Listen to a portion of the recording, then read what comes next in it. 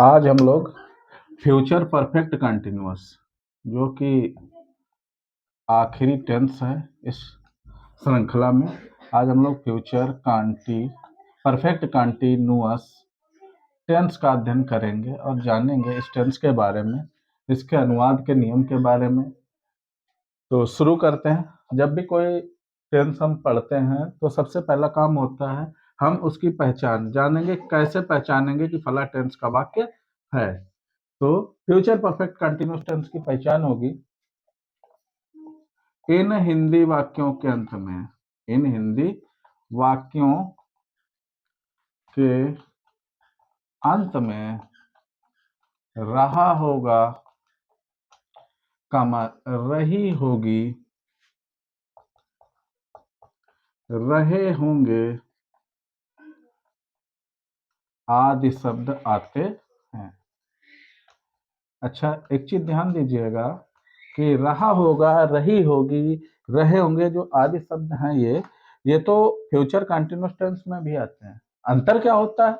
अंतर को समझने के लिए केवल इतनी बात होती है, इसमें जो है साथ में समय भी दिया होता है, यानी पर्टिकुलर टाइम दिया होता है कि इस दिया होता है।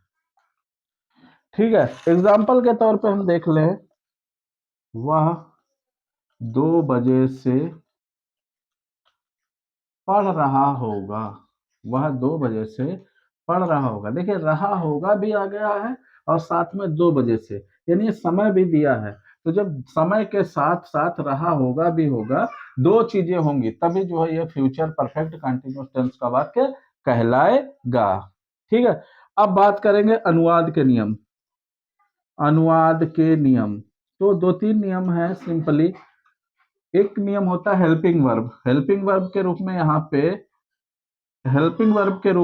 पे हम उपयोग करते हैं विल या शैल, और उसके साथ हम जोड़ते हैं हैव बीन। हेल्पिंग वर्ब मानिए इसको हिंदी में बोलते हैं सहायक क्रिया। सहायक क्रिया, सहायक क्रिया के रूप में विल हैव बीन या शैल हैव बीन का उपयोग किया जाता है। और आपको बताते चले कि आई और वी के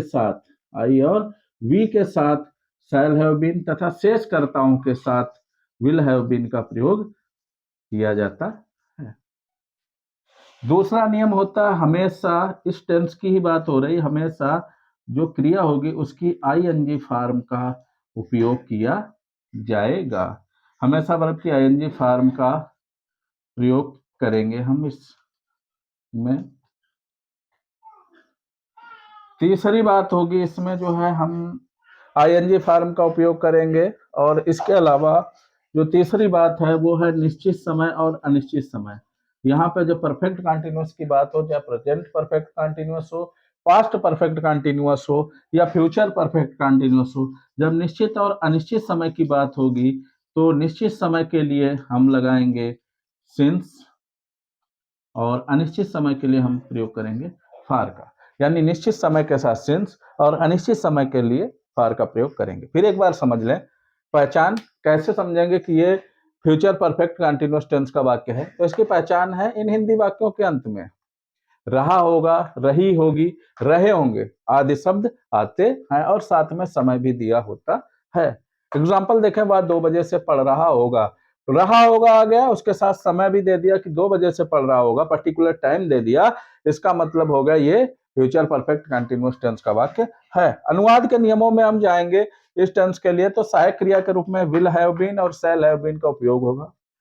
आई और वी के साथ शैल हैव बीन तथा शेष कर्ताओं के साथ विल हैव बीन का उपयोग किया जाएगा। आगे बात करेंगे, इस टेंस में हमेशा ही वर्ब की आईएनजी फॉर्म का प्रयोग करेंगे। और तीसरी बात, अगर समय हमें पर्टिकुलर टाइम पता हो, निश्चित समय हो हमारा, तो सिंस, और अनिश्चित समय होगा तो फार का उपयोग करेंगे। अच्छा, जब बात निश्चित और अनिश्चित की हो रही है तो कौन सा समय निश्चित होगा और कौन सा अनिश्चित होगा, इसके बारे में भी हम बात कर लेते हैं कि कौन सा समय निश्चित में आएगा, कौन सा अनिश्चित में आएगा। इसकी भी जानकारी हो जाए, थोड़े से कुछ जो ज्यादातर उपयोग होते हैं उनके बारे में हम बात कर रहे हैं। निश्चित समय और अनिश्चित समय। अगर वो कह दे कि भैया बजे से का मतलब हो गया 3 बजे से, 10 बजे से, 5 बजे से, निश्चित समय हो। अगर वो कह दे घंटे से, यानी 3 घंटे से, 4 घंटे से, 5 घंटे से, तो वो अनिश्चित समय होगा। इसके बाद अगर वो कह दे कि जनवरी से, फरवरी से, मार्च से, अप्रैल से, तो निश्चित समय होगा। अगर वो कह दे कि माह से, यानी 3 माह से, 10 माह से, 12 माह से, तो वो अनिश्चित समय होगा। अगर बोला गया हमसे कि सोमवार से, यानी पर्टिकुलर कोई दिन दे दिया गया, तो ठीक है, निश्चित समय हो गया। अगर उसने बोला 5 दिन से, 10 दिन से, तो वो अनिश्चित समय हो गया।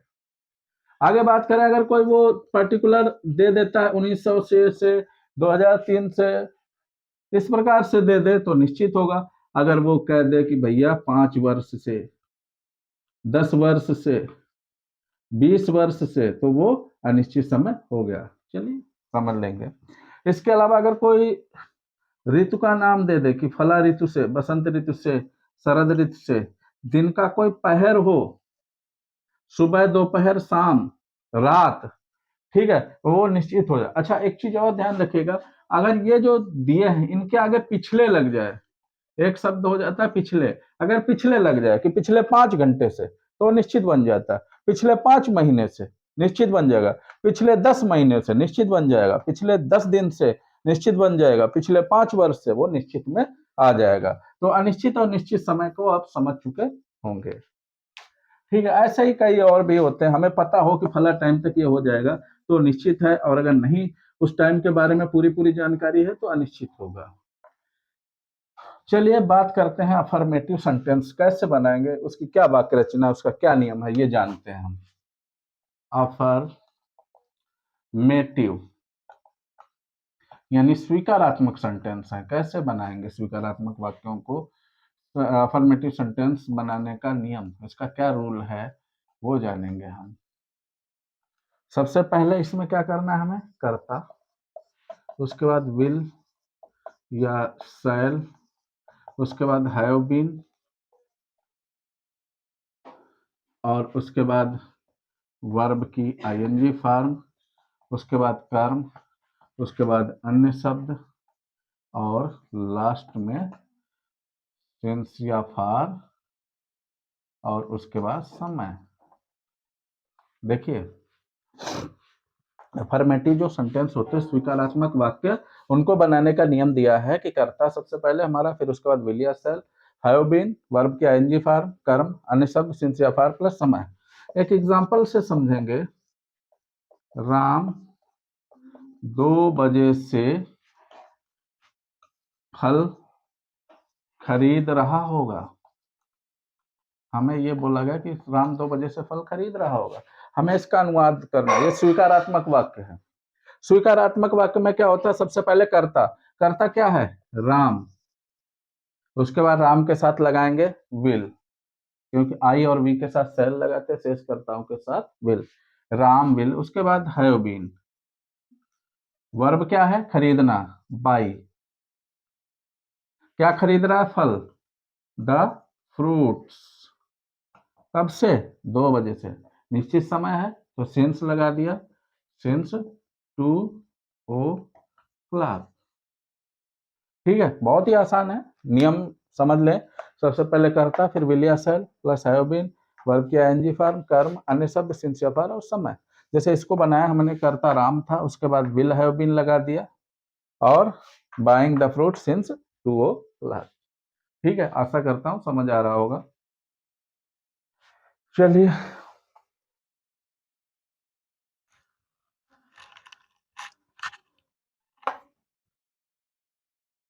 अब बात करेंगे हम निगेटिव सेंटेंस की, किस प्रकार से हम निगेटिव सेंटेंसेस को बनाएंगे।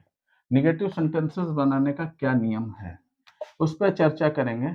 निगेटिव सेंटेंस, नकारात्मक वाक्य बनाने का नियम, बहुत ही सामान्य सा नियम है, इसमें कुछ ज्यादा अंतर नहीं है।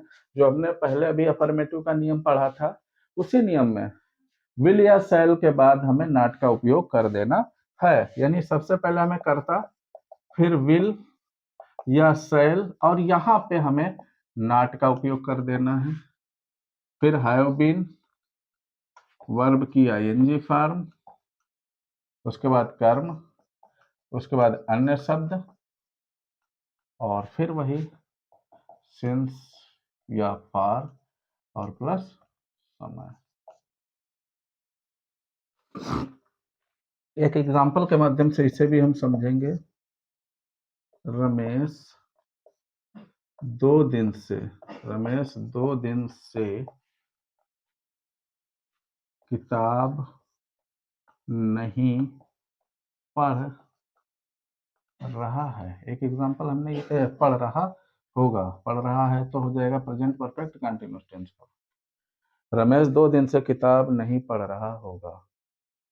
इस सेंटेंस को बनाने के लिए सबसे पहले कर्ता हो गया हमारा रमेश, उसके बाद रमेश के साथ हमें प्रयोग करना है विल, फिर नॉट, नहीं के लिए नॉट, फिर हैव बीन, उसके बाद उसने बोला वर्ब की आईएनजी फॉर्म, वर्ब है रीड यानी पढ़ना, तो हो जाएगा रीडिंग क्या चीज, द बुक, और कब से, 2 दिन यानी अनिश्चित समय है तो लगा देंगे फॉर 2 डेज। सिंपल है, बन गया आराम से। क्या हमने कितना अंतर आया, विल या सेल के बाद नॉट लग गया, बाकी सेम अफर्मेटिव की तरीके से हम इसको बना सकते हैं। चलिए आगे बात करेंगे अब हम इंट्रोगेटिव सेंटेंसेस की। और जब बात इंट्रोगेटिव सेंटेंसेस की होती है तो इंट्रोगेटिव सेंटेंसेस हमने बताया 2 तरीके के होते हैं। एक फर्स्ट टाइप में हम बांटते हैं, जब भी टेंसों का अध्ययन कर रहे हैं तो हमने हमेशा ही बताया है कि इंट्रोगेटिव सेंटेंसेस को हम 2 हिस्सों में बांटेंगे। एक होता है जो क्या से शुरू होता है, और दूसरा जो होता है वो प्रश्न सूचक शब्द वाक्य के बीचों बीच होता है। तो हम अभी फर्स्ट टाइप की बात करते हैं। फर्स्ट टाइप यानी क्या से शुरू होने वाले वाक्य, क्या से शुरू होने वाले वाक्य उनकी बात करेंगे। तो फर्स्ट टाइप में उसकी वाक्य रचना के बारे में बात करेंगे। सबसे पहले विल या शैल का उपयोग होगा, विल या शैल का उपयोग होगा, उसके बाद हमारा कर्ता आएगा, उसके बाद नॉट। नॉट ऑप्शनल है, अगर वाक्य में नहीं का उपयोग किया गया हो तभी नॉट लगाना। उसके बाद हैव बीन और वर्ब की आईएनजी फॉर्म, उसके बाद कर्म प्लस अन्य शब्द, और उसके बाद में हमें लगाना होगा सिंस या फॉर, और सबसे आखिर में समय, और उसके भी बाद क्वेश्चन मार्क। क्वेश्चन मार्क लगाना न भूलें, ये बहुत ही महत्वपूर्ण है, कई बार इसके चक्कर में नंबर काट दिए जाते हैं। सबसे पहले एग्जाम्पल देख लें, 1-2 एग्जाम्पल के माध्यम समझेंगे। क्या मीरा 2 दिन से गीत गा रही होगी। अब इसको हमें बनाना है, तो सबसे पहले मीरा है तो विल का उपयोग होगा, विल मीरा करता हो गया। उसके बाद नाट, नाट का उपयोग यानी नहीं, इसमें कहीं पर भी उपयोग नहीं हुआ तो नाट छोड़ देंगे। आगे बढ़ेंगे और लगाएंगे हैव बीन। उसके बाद क्रिया, क्रिया क्या है, गाना गाना, सिंग, सिंगिंग क्या चीज, द सॉन्ग, कब से, फॉर 2 डेज, और क्वेश्चन मार्क। बहुत ही आसान है, कोई दिक्कत नहीं है। क्या मीरा 2 दिन से गीत गा रही है, इसके अनुसार चलेंगे। कर्ता के हमारा है मीरा, मीरा के अनुसार विल लगेगा, विल मीरा। नॉट नहीं है नहीं तो छोड़ देंगे, हैव बीन, और वर्ब आईएनजी फॉर्म सिंग की सिंगिंग हो जाएगी, द सॉन्ग फॉर 2 डेज। अब बात करेंगे हम सेकंड टाइप की। जो बात होगी अभी फर्स्ट टाइप आपने सीखा, इसके बाद हम लोग बात करेंगे सेकंड टाइप। सेकंड टाइप क्या होते हैं, ऐसे वाक्य जो जिनमें प्रश्न सूचक शब्द जो है बीच में हो। इसमें प्रश्न सूचक शब्द वाक्य के बीच में हो, ठीक है। तो उसमें कुछ नहीं होता, फर्स्ट टाइप वाली हमने इसलिए लिखी रहने दी है कि केवल इसके आगे हमें प्रश्न सूचक शब्द जोड़ देना है, वह शब्द जिससे हमें पता चले कि प्रश्न पूछा जा रहा है। बाकी वाक्य रचना या नियम में कोई अंतर नहीं है, same to same first type के जैसा है। एग्जाम्पल के माध्यम से हम समझ सकते हैं।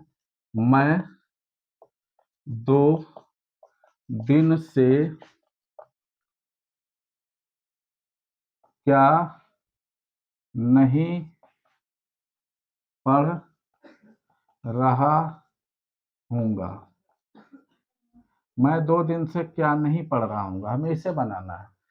क्या यहाँ पर भी है, फर्स्ट टाइप में भी क्या होता है, लेकिन यहाँ पे क्या वाक्य के बीच में है, तो ये सेकंड टाइप का वाक्य हो गया। तो सबसे पहले प्रश्न सूचक शब्द यानी क्या की होती है, व्हाट। उसके बाद विलियर सेल, हम कर्ता के अनुसार, कर्ता क्या है, मैं होता है आई के साथ लगता है सेल, तो व्हाट सेल, फिर कर्ता आई। उसके बाद नॉट, क्योंकि वाक्य में नहीं का उपयोग किया गया इसलिए नॉट लगा रहे हैं। हैव, उसके बाद बीन, वर्ब क्या है, पढ़ना। रीडिंग, क्या चीज, कितने दिनों से, 2 दिन से, यानी फॉर 2 डेज। और इसके बाद क्वेश्चन मार्क। इस प्रकार आपका जो है फ्यूचर परफेक्ट कंटिन्यूअस टेंस पूरा हुआ।